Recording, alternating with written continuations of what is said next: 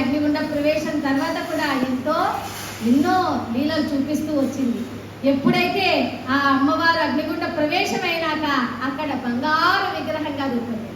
ఆ బంగారు విగ్రహానికి భక్తులందరూ కూడా పూజలు చేస్తూనే ఉన్నారు. అమ్మవారికి శక్తులు పెరుగుతూనే ఉన్నాయి. అమ్మవారికి నివేదనలు చేస్తూనే ఉన్నారు. శక్తులు పెరుగుతూనే ఉన్నాయి. అమ్మవారికి శక్తులు పెరిగే కొద్దీ వీళ్ళు అంతా అమ్మవారికి పదార్థాలు నైవేద్యం చేయలేకపోయారు. అమ్మవారికి పూజలు చేయకపోయారు. అమ్మవారికి ఏమో ఉగ్ర రూపం వచ్చేసింది. అమ్మవారికి శక్తి రూపం వచ్చేసింది. అక్కడ ఉన్నటువంటి ఆ తల్లి అప్పుడు ఏమైపోయిందంటే అక్కడ ఉన్నటువంటి ఆ ప్రాంతంలో పండేటువంటి పంటలన్నీ కూడా అమ్మవారు ఆహారంగా తీసుకునేస్తుంది. ఆఖరికి ఆ వృక్షాలు చిన్న చిన్న జాతుల మొక్కలు అన్ని కూడా ఆహారంగా తీసుకోవడమే కాకుండా అక్కడ పెరుగుతున్నటువంటి ఆ సాత్విక అంటే పెంపుడు జంతువులు ఉంటాయి, మేక, ఇలాంటివన్నీ కూడా అవన్నీ కూడా అమ్మవారు ఆహారంగా తీసుకునేస్తా వచ్చింది. రాను రాను అక్కడ ఏమైపోయిందంటే వర్షాలు లేక భూమి అంతా బీటలు వారిపోయి ఆ ముఖాలలో అంతా ప్రేతకల. ఎందుకంటే రాత్రిళ్ళు ఎక్కడి నుంచో పెద్ద పెద్ద గొంతుకతో పెద్ద పెద్ద అరుపులు నినాదాలు వినిపిస్తా ఉన్నాయి. ఆ ప్రజలంతా ఇక భీతిల్లిపోయారు, భయపడిపోయారు. వాళ్ళ ముఖంలో అంతా ఇక కళ కాంతి లేకుండా కాంతి కళ విహీనమైపోయినారు. అటువంటి సమయంలో ఆదిశంకరాచార్యుల వారు కాశీ నుంచి తిరుగు వస్తూ ఆ అనేక మంది దేవాలయ కాశీ విశాలాక్షికి ఉగ్రత్వాన్ని తగ్గించి అలాగే ఆ మధురలోని మీనాక్షి కూడా ఉగ్రత్వాన్ని తగ్గించి ఆయన ఆ పెనుగొండ మీదుగా వస్తుండగా అప్పుడు ఈ భక్తులంతా కూడా ఆదిశంకరాచార్యుల వారి దగ్గరికి వెళ్ళి, ఓ మహానుభావ, మా పరిస్థితి ఇలా ఉంది, ఇదిగో అమ్మవారు అగ్నిగుండ ప్రవేశం తర్వాత ఇలాగా బంగారు నిలువెత్తు విగ్రహంగా ఉంది, శక్తులన్నీ పెరిగిపోయినాయి, భూతకళ మాకంతా ప్రీతిగా ఉంది, ప్రేతకళ మాకంతా వచ్చేసింది, నీవే ఎలాగైనా మమ్మల్ని కరుణించాలి తండ్రి అని ఆదిశంకరాచార్యుల వారికి మొదలుపెట్టుకోగా అప్పుడు ఆదిశంకరాచార్యుల వారు ఆ యోగ స్థితిలో కూర్చొని ధ్యాన నిమగ్నులై అమ్మవారితో మాట్లాడి, ఎప్పుడైతే ఇక్కడ అమ్మవారు బోధించింది, ఎప్పుడైతే ఇక్కడ ఉగ్ర రూపంగా ఉన్నటువంటి ఆ బీజాక్షరాలను తొలగించి శాంతి రూపంగా శాంతి అక్షరాలతో అంటే మంచి అక్షరాలతో ఇక్కడ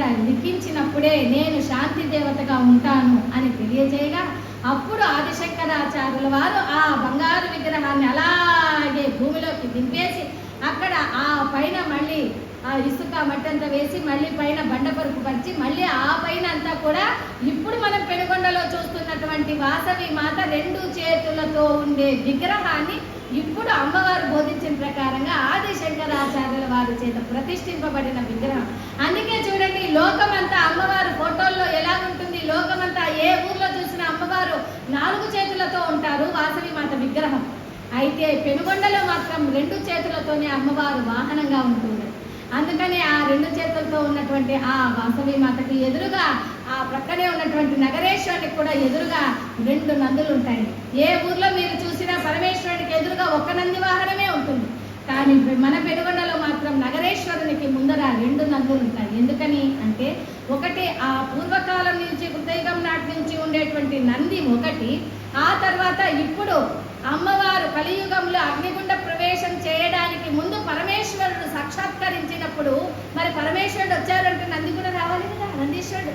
అందుకనే ఆ పరమేశ్వరునికి ముందర మళ్ళా ఇప్పుడు ఒక కలియుగ నంది వేసింది. అందుకే మీరు ఎప్పుడైనా పెనుగొండకి వెళ్ళినప్పుడు చూడండి, అక్కడ ఒకటి పురాతనం నుంచి ఉన్నటువంటి నంది ఒకటి ఉంటుంది, కొత్తగా వెలిసినటువంటి నంది కలియుగంలో వెలిసినటువంటి నంది ఒకటి ఉంటుంది. అందుకే ఈనాటికి కూడా పెనుగొండలో 2 నందులు ఉండడానికి, అమ్మవారికి ఎదురుగా సింహవాహనం ఉండడానికి, అమ్మవారికి ద్వారపాలక దేవతలు ఉండడానికి, ఆ విధంగా రాజగోపురం ఉండడానికి అమ్మవారు బోధించిన ప్రకారంగా ఆ దేవాలయ శైలి నిర్మాణ శైలి అన్నీ కూడా ఉంటుంది.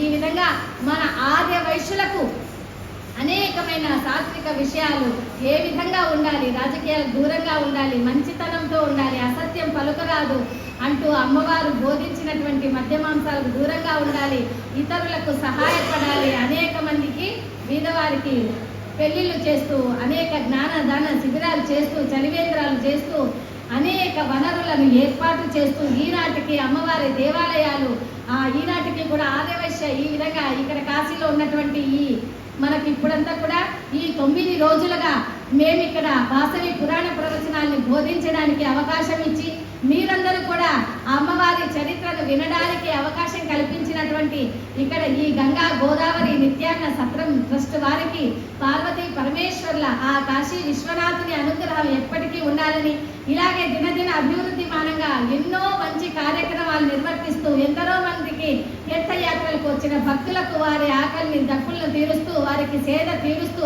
అనేకమైన శుభ కార్యాలు మంగళ కార్యాలంతా కూడా వీరి చేత జరిపింపబడాలి అని అంటూ ఆ తల్లిని మనసారా వేడుకుంటూ జై భోలో వాసవి మాతాకి, జై పెనుగొండ వాసిని వాసవాంబకి, ఆది వైశ్య కుల దేవత వాసవాంబకి, హర హర మహాదేవ్.